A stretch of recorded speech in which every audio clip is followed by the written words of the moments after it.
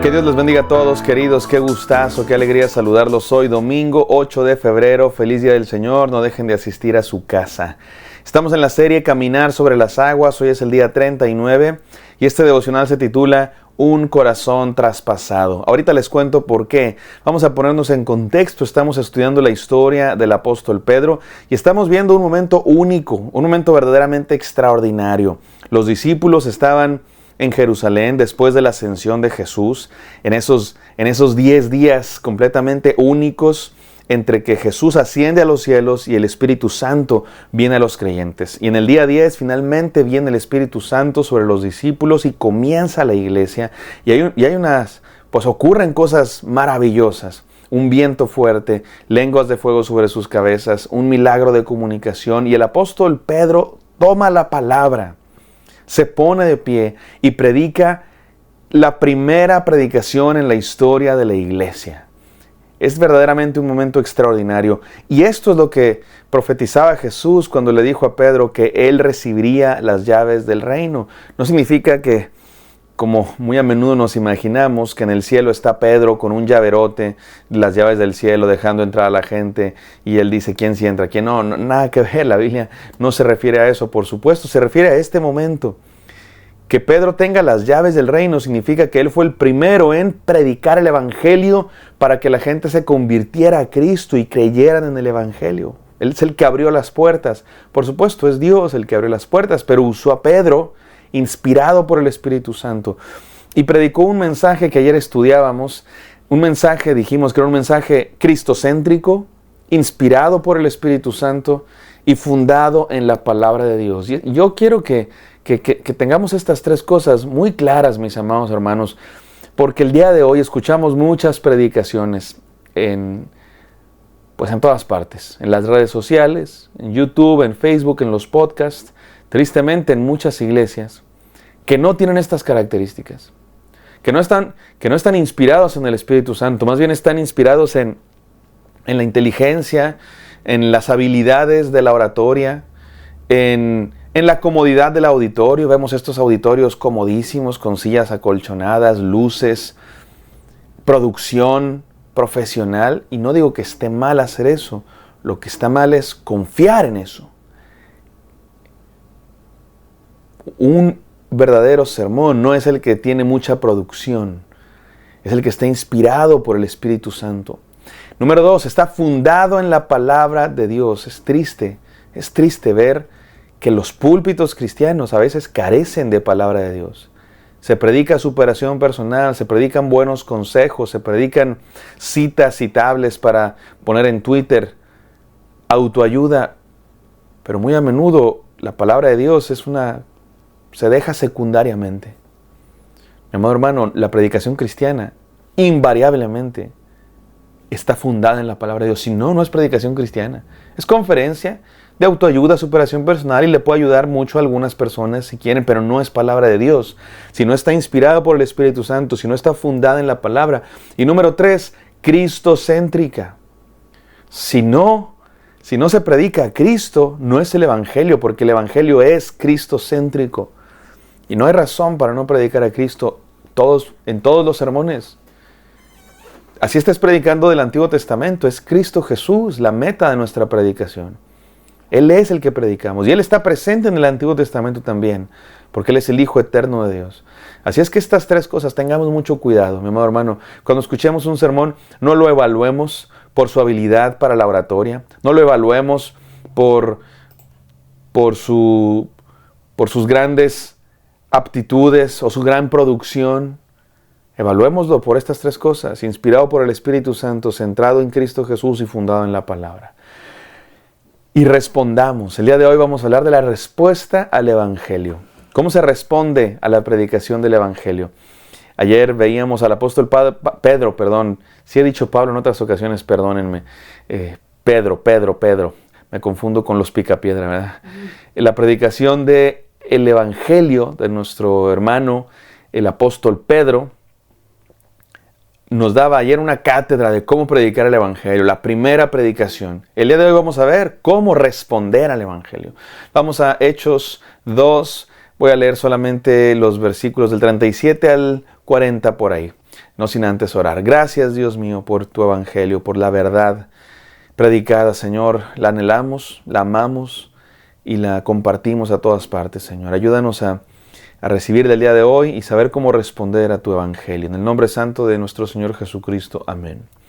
Amén, queridos. Vamos a Hechos 2, capítulo 37 al 40. Dice así la palabra de Dios. Cuando oyeron esto, todos se sintieron profundamente conmovidos y dijeron a Pedro y a los otros apóstoles: hermanos, ¿qué debemos hacer?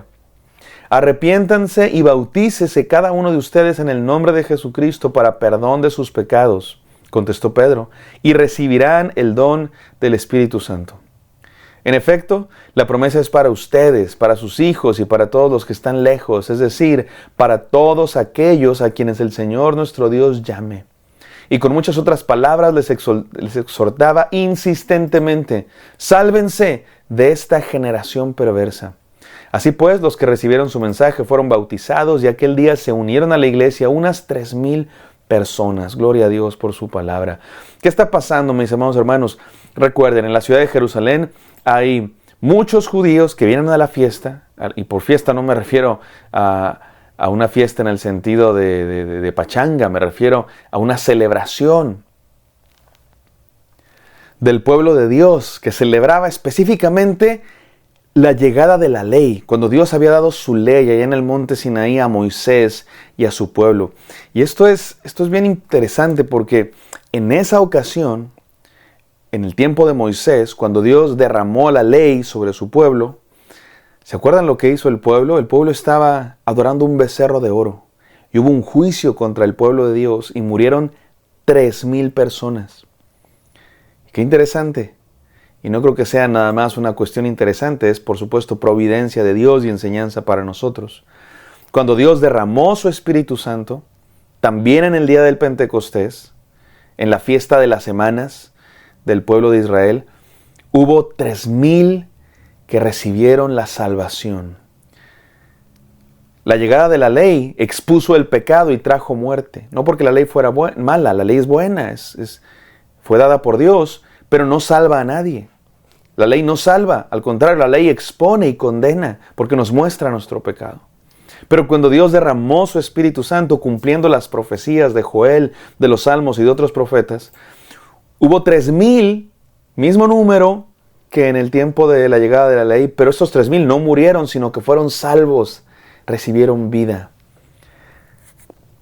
Es por el Espíritu Santo que somos regenerados. La ley nos salva, la ley nos expone el pecado. Pero la obra de Cristo Jesús que recibimos al creer en Él nos da vida porque su Espíritu Santo viene cuando creemos en Cristo Jesús y nos regenera. No solamente nos mejora, nos regenera. Estábamos muertos y nos da vida. Y eso es lo que pasó aquí. Y estos personajes, hombres judíos, que estaban ahí precisamente para esta celebración, escuchan el mensaje del apóstol Pedro y dice la palabra de Dios que fueron conmovidos. La frase griega para esto literalmente es: su corazón fue traspasado. Por eso se llama así el devocional de hoy. Su corazón fue traspasado. Y este es mi desafío para ti, mi amado hermano. Te pregunto, ¿cómo respondes al Evangelio? Cuando escuchas el Evangelio de Cristo Jesús, cuando escuchas una predicación, cuando escuchas la palabra predicada, verdaderamente predicada, que ya dijimos que debe ser inspirada por el Espíritu Santo, fundada en la palabra de Dios y centrada en Cristo Jesús. Cuando escuchas un mensaje que tiene esas características, ¿cómo es tu respuesta? Te digo algo, tu respuesta debe ser la de estos hombres. Su corazón fue traspasado y preguntaron: ¿qué hacemos? Me encanta su pregunta. ¿Qué debemos hacer? O sea, esto es grande. Esto que acabamos de escuchar, el Evangelio de Cristo, es demasiado grande. No solamente tocó su mente, traspasó su corazón. No solamente fue información que aprendieron, traspasó por completo su ser. Y el apóstol Pedro les responde con 5 cosas muy, muy claras. Arrepiéntanse, bautícense para el perdón de pecados, reciban el Espíritu Santo, todo aquel que crea, y dejen la vida vieja. dice el apóstol Pedro, sálvense de esta generación perversa. Estas 5 cosas, mi amado hermano, así se responde al Evangelio. Déjame decirlas brevemente. Número 1, arrepiéntete. ¿Qué es eso de arrepentirse? Es literalmente un giro de 180 grados. Y vamos en dirección al pecado, a nuestra propia opinión, a nuestros propios deseos, pero escuchamos el Evangelio y si de verdad traspasa nuestro corazón, cambiamos de dirección. Creer en Dios, aceptar el Evangelio, no es solamente aceptar cierta información, no solamente afirmar que Dios existe, no solamente afirmar que algo es verdad, es vivirlo con todo el ser. Mi padre siempre dice que el arrepentimiento tiene 3 elementos. Con la mente creer que es verdad, con el corazón reconocer que es verdad y con los pies actuar en virtud de esa verdad. Eso es el arrepentimiento, es una conversión. Yo te pregunto, mi amado hermano, ¿ya experimentaste esa conversión? Porque es probable que tú hayas escuchado el Evangelio y digas, sí es verdad, sí lo creo, pero no estés viviendo de acuerdo a él. La verdadera conversión es vivir de acuerdo al Evangelio porque ha atravesado tu corazón. Número 2, bautícense para el perdón de los pecados. No significa que el bautismo produce el perdón de pecados. Significa que el bautismo simboliza el perdón de pecados. Cuando nos arrepentimos, creemos en Cristo Jesús, su sangre nos limpia. Y el bautismo es un paso de obediencia. Jesús lo ordenó. Así de sencillo, es una obediencia al mandato de nuestro Señor y Salvador Jesucristo que simboliza algo que ya pasó. ¿Qué pasó? Fuimos salvados, lavados de nuestros pecados. Y es muy importante porque representa un cambio de lealtad. Los símbolos representan a quién pertenecemos. Un anillo representa a quién pertenezco, ¿no? No soy mío ya más, le pertenezco a una mujer que se llama Mariana. Aquí la tengo enfrente de mí. Y el bautismo también representa a quién perteneces. Es un símbolo que representa que has sido lavado por la sangre de Cristo y ahora le perteneces, no eres tuyo. No eres tuyo, mi amado hermano, eres de Él. Número 3, recibirás el don del Espíritu Santo, que acabamos de hablar de él. Vino el Espíritu Santo sobre los creyentes y así como en el monte Sinaí vino la ley y hubo 3,000 muertos, ahora en Pentecostés, en Jerusalén, vino el Espíritu Santo y hubo 3,000 resucitados. Mi amado hermano, cuando crees en Cristo, resucitas a una nueva vida. De eso nos habla el bautismo también, nos habla de la resurrección. Somos sepultados juntamente con Cristo para muerte por el bautismo, a fin de que como Él resucitó de los muertos, también nosotros andemos en vida nueva, dice Romanos 6. Y número 4, para todo aquel que crea. El Evangelio es para todos. El Evangelio no es solamente para los judíos, no es solamente para los gentiles. El Evangelio es para todos. Dios no tiene 2 caminos al cielo, Cristo y ser judío. Tiene un camino, hay un solo camino.